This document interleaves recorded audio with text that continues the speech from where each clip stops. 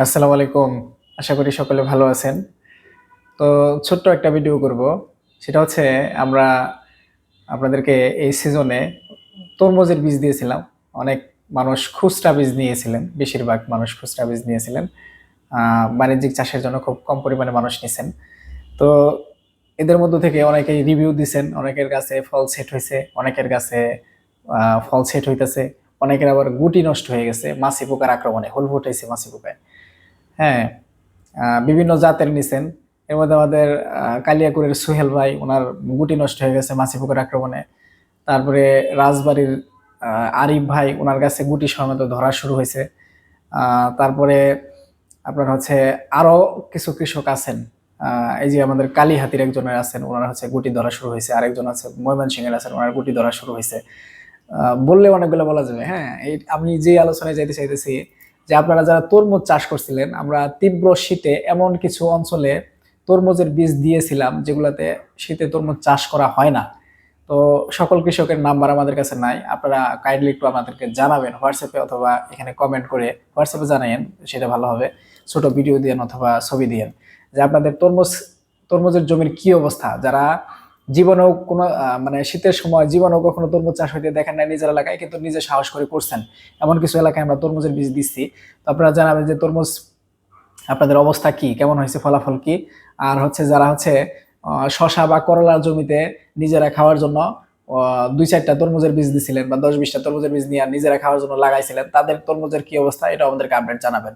আর যে বিষয়টা আমি আপনাদেরকে সতর্ক করব, তরমুজের জালি যখন ছোট থাকে, গুটি থাকে, স্কিনটা নরম থাকে, এই সময়ে মাছি পোকার আক্রমণ অতিমাত্রায় হয়। অতিমাত্রায় বলতে খুব তীব্র মাত্রায়।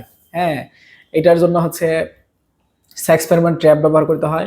আর হচ্ছে আপনার এই সাইফারমেথ্রিন গ্রুপের যে কীটনাশকগুলো পাওয়া যায়, রেলোট্রিন, অ্যাগ্রোমেথ্রিন, রিপকট, এগুলা স্প্রে করতে হয়। হ্যাঁ, এগুলা আপনার কিছু নিয়ম কারণ আছে, এত কিছু ভিডিওতে বলা যায় না আসলে।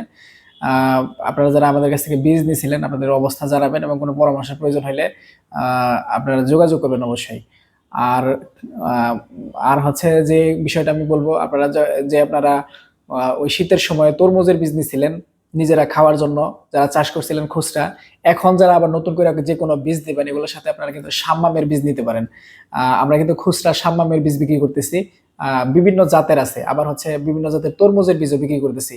এই যে এরকম ভিতরে হলুদ, ভিতরে লাল, উপরে হলুদ, উপরে কালো, ভিতরে লাল, এরকম নানান রং বেরঙের তরমুজ এবং সাম্মামের বীজ খুচরা এবং পাইকারি এবং হচ্ছে প্যাকেট বিক্রি করতেছি। আপনারা অন্যান্য বীজের সাথে, অথবা যদি শশা চাষ করেন, শশার জমিতে, করলার জমিতে, অন্য ফসলের সাথে এগুলা 2-4টা বীজ নিয়ে লাগাই দিতে পারেন। কারণ হচ্ছে করলা, শশা, তরমুজ, টমেটো, স্কোয়াশ, এগুলা মানে একই পরিচর্যা, একই রকম স্প্রে, একই স্প্রেতেই আপনার একাধিক ফসল হয়ে যাবে। আপনার বাড়িতে যদি ছোট বাচ্চা থাকে, বা আপনারা যারা মুরব্বী আছেন, বড় আছেন, তারা মোটামুটি সবাই কিন্তু আপনার এই তরমুজ, সাম্মাম এগুলো পছন্দ করে।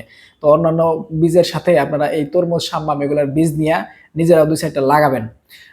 কিছু বীজ আছে একটু দাম বেশি, 7 টাকা পিস পড়ে যায়, আবার কিছু বীজ আছে আপনার 4 টাকা পিস পড়ে যায়। হ্যাঁ, আমি যেটা আপনাদেরকে বলবো যে বীজ কিন্তু দুইটাই ভালো, বা যেগুলো একটু দামি বীজ সেগুলোও ভালো, যেগুলো একটু কম দামি বীজ ওগুলোও কিন্তু ভালো। এই জন্য আপনারা দাম কম বেশি আপনার যার যে জাত পছন্দ সেই জাতি নেবেন। যেগুলো একটু দামে কম, এগুলো হচ্ছে আপনার সাইজ ছোট হয়, 1 থেকে 2 কেজি, কিন্তু গাছ প্রতি আপনার 2-3টা করে ধরে। আবার যেগুলো একটু দাম বেশি, ওগুলা এক গাছে আপনার হয়তো 1টা 2টা ধরবে, বা একটা ধরবে, সাইজ একটু বড় হবে, কিন্তু গড়ে পর তাই দেখা যায় যে মোটামুটি ওই ফল এক গাছে আপনার 1টা 2টা 5 কেজি হইলো, আরেক গাছে 2টা 2টা 2.5 কেজি করে 5 কেজি হইলো, তাহলে কিন্তু সমানই এসে যায়। হ্যাঁ, এই জন্য হচ্ছে দাম কম বেশি এগুলো নিয়ে চিন্তা না করে, মানে নিজের পরিবারের, নিজের বাচ্চা কাচ্চার পুষ্টির যোগান দেওয়ার জন্য, বা পুষ্টির চাহিদা মেটানোর জন্য আপনারা অন্যান্য ফসলের পাশাপাশি যারা বিশেষ করে শশা এবং করলা করবেন, তারা হচ্ছে এই মাঝে মাঝে 2-4টা তরমুজ, সাম্মামের বীজ পুঁতে রাখবেন।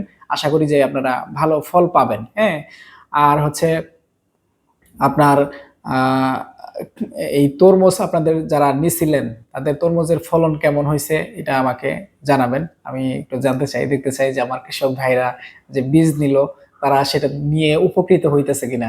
হ্যাঁ, আরেকটা বিষয় যেটা না বললেন নয়, সেটা হচ্ছে তরমুজ গাছে কিন্তু খুব বেশি জালি বা করা আসে না। হ্যাঁ, 2টা 3টা, সর্বোচ্চ 4টা, মানে 3টাই ম্যাক্সিমাম। তো জালি যাতে কোনোভাবে নষ্ট না হয় সেট করতে হবে। প্রয়োজনে হ্যান্ড পলিনেশন বা হাত পরাগায়ন করবেন এবং মাছি পোকার হাত থেকে রক্ষা করার জন্য ব্যবস্থা নেবেন, কার্যকরী ব্যবস্থা নেবেন। নাহলে ২-৩টা জালি আইসা গেল এক গাছে, তারপর আপনি একটা জালি সেট করতে পারলেন না বা টিকাইতে পারলেন না, পরবর্তীতে কিন্তু জালি আসতে অসুবিধা হবে। গাছের বয়স হয়ে গেলে কিন্তু ওগুলা ফল বড় হবে না বা জালি আসবে না। এগুলা কিছু বিষয় আছে। আর হচ্ছে যারা নিজেরা খাওয়ার জন্য উদ্দেশ্য হইতেছে তরমুজ খাবো বা শাম্মাম খাবো, তো সেই ক্ষেত্রে আপনাদের জন্য পরামর্শ হচ্ছে শাম্মামের ক্ষেত্রে আপনার ওই খসখসা স্কিনের যেগুলা, এগুলা বেশি মিষ্টি হয় হলুদ স্কিনের থেকে। হলুদটা আবার দেখতে খুব আকর্ষণীয় সুন্দর লাগে। খসখসা স্কিনের গুলা বেশি মিষ্টি হয়, আপনারা এগুলা নেওয়ার চেষ্টা করবেন। আর তরমুজের ক্ষেত্রে যে সমস্ত তরমুজ মাসায় হয়, সাইজে ছোট, স্কিন পাতলা, এই তরমুজগুলা একেবারে মিষ্টি এবং আপনার অফ সিজনের যে তরমুজগুলো আছে এগুলা খাইলে আপনার মনটা আত্মাটা শান্তি হয়ে মনে হবে যে একটা মানে তৃপ্তি পাইলাম বা একটা ভালো জিনিস খেলাম এরকম মনে হবে। সিজনাল তরমুজগুলোর স্কিন অনেক মোটা হয়, এগুলো আপনার হচ্ছে খাইতে খুব যতটা সুস্বাদু তার থেকে অফ সিজনের তরমুজগুলা বেশি সুস্বাদু, স্কিন পাতলা এবং প্রচুর মিষ্টি। বিশেষ করে আপনার ইউনাইটেড সিটির যে ব্ল্যাক বেবিটা আছে এটা আমার খুবই পছন্দ, আমি নিজে চাষ করছিলাম, অনেক মিষ্টি হয়। তাছাড়া যেরকম কালারফুল যে তরমুজগুলো আছে এগুলো তো আপনার একটা চোখের শান্তি, চোখের তৃষ্ণা মিটায়, যে কালার দেখলে মন ভরে যায়। তাছাড়া ওই কালারফুল তরমুজগুলাও আপনার বেশ ভালো রকমের মিষ্টি হয়। বিশেষ করে আপনার বীজপাতা কোম্পানির যে তরমুজগুলো আছে এগুলো অনেক ভালো। তো আপনারা শাম্মাম তরমুজ অন্যান্য ফসলের পাশাপাশি ২-৪টা বীজ নিয়ে ৫-১০টা বীজ নিয়ে লাগাই দিতে পারেন। তো আপনাদের কারো এই ধরনের বীজের প্রয়োজন হলে আমাদের কাছ থেকে নিবেন। আর সাথে আমি যে জন্য ভিডিওটা করলাম তরমুজের কি অবস্থা আপডেটটা জানাবেন অবশ্যই। ভালো থাকবেন সবাই। আসসালামু আলাইকুম, আল্লাহ হাফেজ।